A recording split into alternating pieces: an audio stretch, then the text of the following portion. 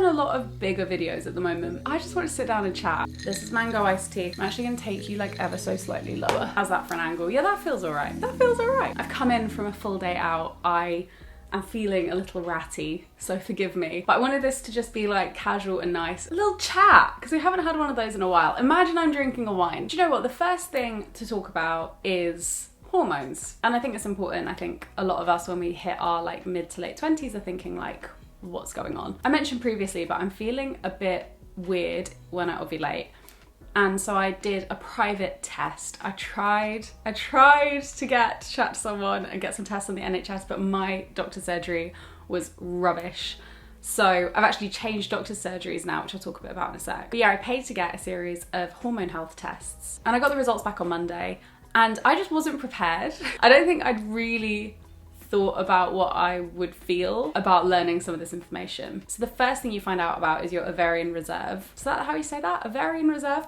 Which is an unchangeable number of how many eggs you have left. Mine is on the slightly lower side. It's not low, but it's on the lower side for women my age. My thyroid's also still subclinical hypothyroid, which means it's just not bad enough to medicate, but it's also not within normal ranges. And then my testosterone was high, and something called prolactin, which is a hormone associated with getting your body ready to breastfeed. And it came with a bit of information. Prolactin and raised testosterone can be to do with stress. So it was kind of a wake-up call that I need to manage my stress better, because I've never thought about it in this context before. But the stress I'm experiencing now could have a long-term impact on my fertility and decide whether I get to have kids in the future. And it also made me realise I need to take my health more seriously. I haven't been taking my vitamin D, and I haven't been taking women's multivit specifically. And you can really feel that in my results. I think like my thyroid responds so much to how my vitamin D and my B12 are doing, at least from what I've experienced. I don't want to say anything like really factual, you know, just in case I'm wrong, but that's my experience. Anyway, so I booked a consultation with my new doctor's surgery, and he was amazing. My prolactin was quite elevated, and I had a Google, and apparently that's connected to my thyroid, but he was like, look, let's retest everything. He was like, I wonder about the impact of having pricked your finger and bled it out instead of a standard blood test, and whether that increased the stress and maybe influenced the results. So he wants to test all those again as a control, and then he also wants to test my B12. And from there, he told me like a little action plan of if these things are still elevated. Amazing. Love the NHS. God, it shows you just how much it varies practice to practice. Also, I've changed borough, so that might be part of it as well. Love you, Dr. Alex. He is actually called Dr. Alex. It's not the Dr. Alex. Oh, if only. That's like thing one. It just really has been like an, oh shit, I need to be careful with myself. Like the way I treat my body in my 20s will impact the decisions I'm able to make in my 30s. And I don't even know if I want kids fully yet, but I just would love to leave the door open so that I do not have trouble having children when the time comes. If and when the time comes. Okay, so that was my first like update. That was my first update. Okay, let's now talk about like being a little content creator, because I've started a Substack and I am loving it. It's like my little experimentation ground. I write fun things about trends and about internet culture. And then I also have a podcast on there, which has been hands down the most fulfilling thing that I just was not expecting to get out of the Substack. It's becoming a bit of a space for chats with friends. So I just had a great chat with Emma Oaho, who is an amazing beauty creator. And I've also had a chat with my friend Lan, who is also a creator now, but has worked in the music industry for years. So yeah, there's a bit about creator stuff, like if you're interested in like the world of creators, but I'm trying not to make it fully that. I want to talk about trends and kind of the things I'm noticing as someone who is basically paid to be chronically online. So if you would like a bit more Lucy in written and audio form, I will leave a link below where you can go and follow me. I try and make sure as much as possible is free while still making sure the people who are putting money behind the project are getting their money's worth. I just love it as a creative project, so if you're supporting me on there, thank you so much. Speaking of homes, that's actually something I wanted to bring up, which is that we have this Geneva group chat for us, but some people are saying they don't feel like it's very active, they don't know if it's the right platform, but I picked Geneva initially because I thought it would be a better platform for the girls. Because I don't know about you, but I find Discord can sometimes be a bit hard, and no one's really on Facebook anymore, so Facebook groups feels a bit redundant. We could move it over to the Substack. Substack have a group platform option, or we can do it in the Discord like I'm easy in the Discord, in a Discord. But I also really like Geneva as an app and I really believe in it. So I'm keen to stay there if you are, but if you'd rather we moved somewhere else, let me know. And also let me know where you would want us to move, because where do you go?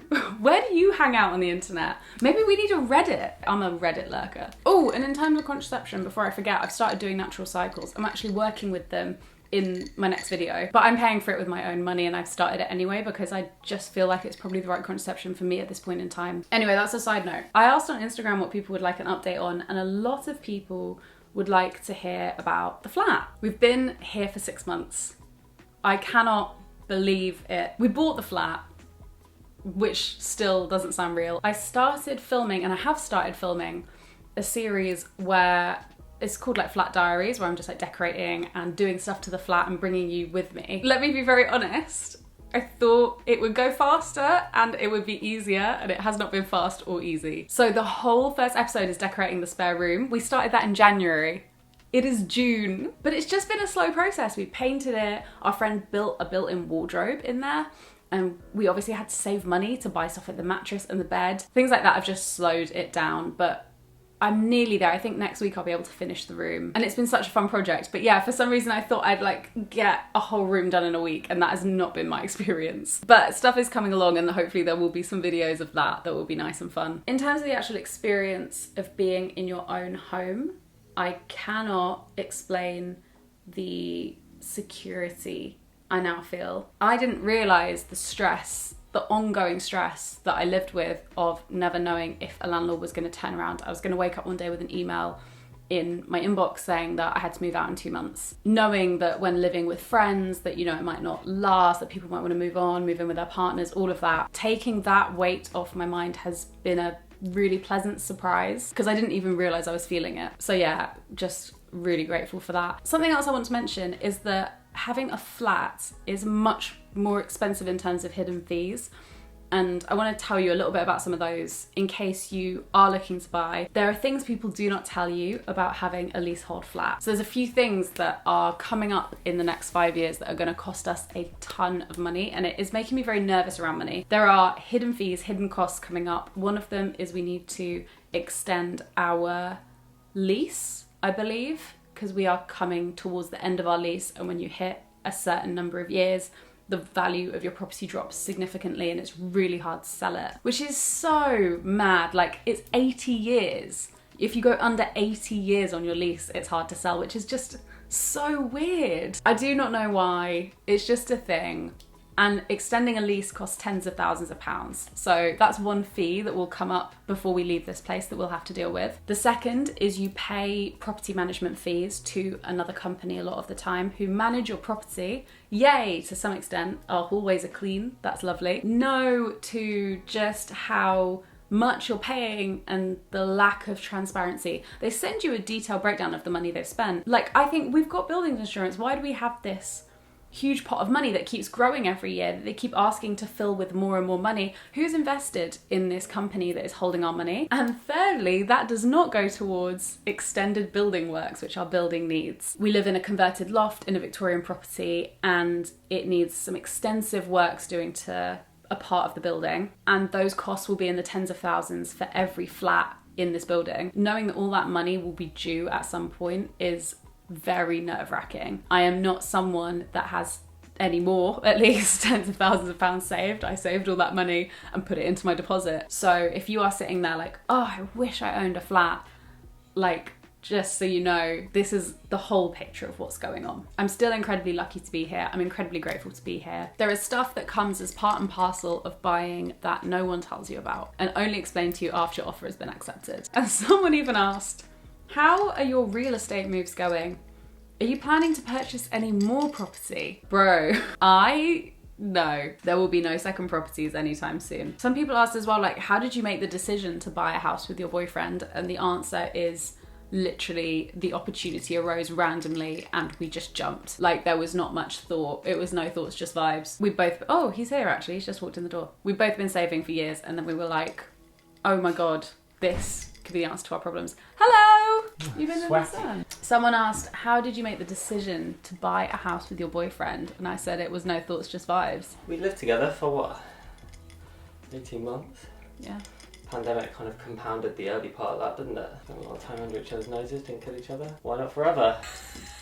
Alright, love ya. Love ya. Someone asked, is the bathroom still violently blue? Yes, violently blue. And also the blue is not bathroom paint, so you touch it and it comes off on your hands. There's a few people saying, what is your career plan from here? I actually made a podcast about this on my Substack, about the late 20s career crisis that I've had and loads of my friends have had. There's a few things that brought me a lot of peace around this question because I've been asked this ever since this became my full-time job. The main epiphanies I've had around this are that you don't stop being an influencer once you get another job. You don't just switch it off one day. You don't just lose your audience, the thing you've built, your social platform. So it's not like suddenly one day I'd be like, I'm not a creator anymore. It's more likely to be that I just take on some other work in other places and do this as well for a little bit until no one wants to see me anymore, which is fine. And the second thing I realized is that I just want to make things for as long as I can. I love the fact that my job is creative full time. Like, that is just the biggest blessing. And I think really that is what people want when they say they want to be content creators, they want to be influencers, they want to create things for a living. And how nice that I get to. So if anything, I feel like my job would transition to something creative still, but just maybe a different format than this. The thing that I struggle with this, and that's part of why I started the Substack, is because I feel like I have learned what I can in this particular remit of YouTube. That's why short form video has been such a fun extra thing, because I've been able to learn that. I taught myself Photoshop, I've taught myself Logic Pro, so I can do, you know, to a certain extent I can do imagery. I should really take like a branding course or some kind of design course, because that is not my strong suit. But also now I can produce music as well, should I want to, or like sound, audio related stuff. So I'm always trying to learn. Creativity is just the best thing the human brain does. The more I can create in my job, the better. I'm just going with the flow. If things arise, I'm open. I'm open and willing and interested. Any updates on hours? Man, I don't even know where to begin with hours, but sadly not happening, but hopefully there'll be some other fun things before the end of the year that are not hours, but are hopefully enough to feel nice and warm and that you will like as well. And on that note, I will round this up. I promise regular scheduling will be back next week, but thank you for coming and listening to me have a little chat. I hope it's been nice and just like chilled. If you like my chat about online culture and trends, I will leave a link to the Substack. Just have a browse, see if it's your kind of thing. And if you want to be a paid member, it's the equivalent of just buying me a coffee every month, and it's greatly appreciated. I'm gonna go and chill. I think next week is vintage shopping, so I will see you for a vintage shopping video next week. Ooh, ooh, ooh, ooh, ooh.